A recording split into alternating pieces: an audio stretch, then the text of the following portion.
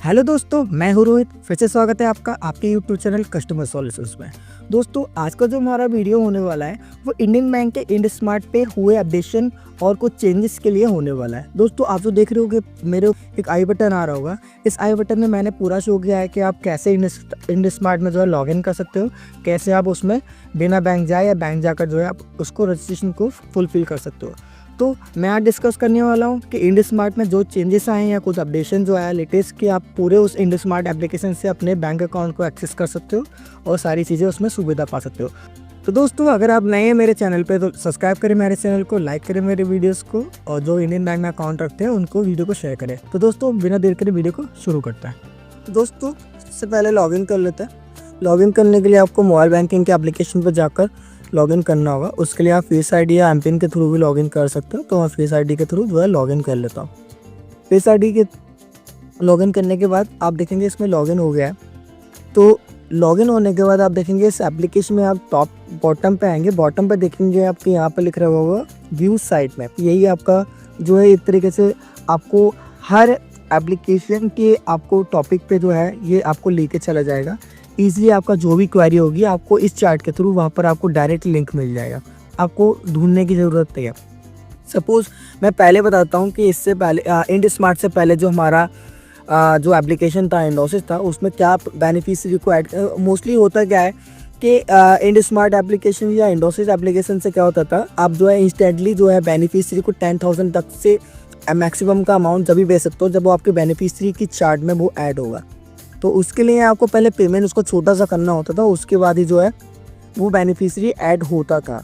तो इसमें ऐसा नहीं है। इंड स्मार्ट में जो है आप देखोगे कि बी वाले पोर्शन में आप जो ट्रांसफ़र वाले पोर्शन में जाओगे, यहाँ पर एक आइकन आ रहा है मैनेज पे।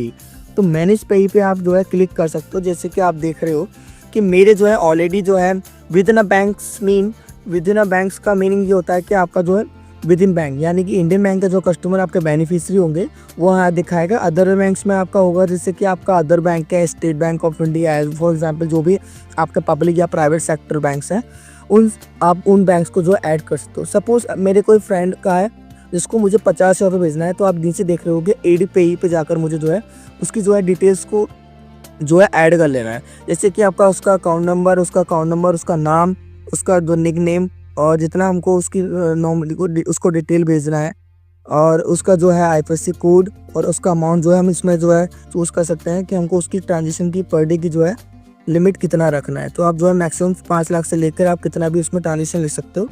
और उसका अकाउंट टाइप जो है आप ज़रूर सेलेक्ट करें, वो सेविंग का अकाउंट है या करेंट अकाउंट है। उसके बाद सबमिट करके ट्रांजेक्शन पिन के साथ जो है आप इसको भेज सकते हो।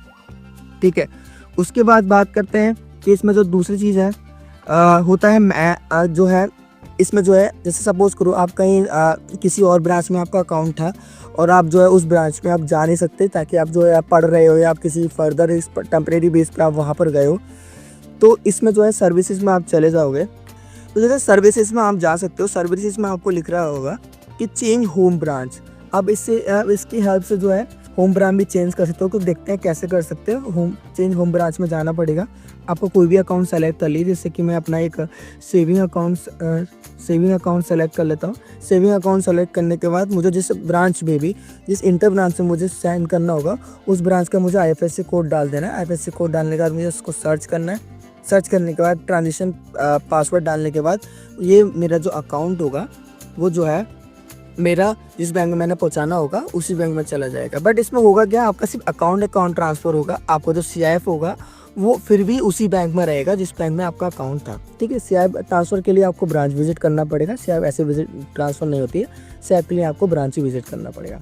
थर्ड आता है, थर्ड और मोस्ट पार्ट जो है, ये जो है आपने देखा होगा थंबनेल में जो हमने लगाया था कि आप जो है कैसे अपने मोबाइल बैंकिंग के ऐप से जो है अपना नॉर्मली चेंज या जो है ऐड कर सकते हो। तो वो आपको जो है सर्विस रिक्वेस्ट में मिल जाएगा।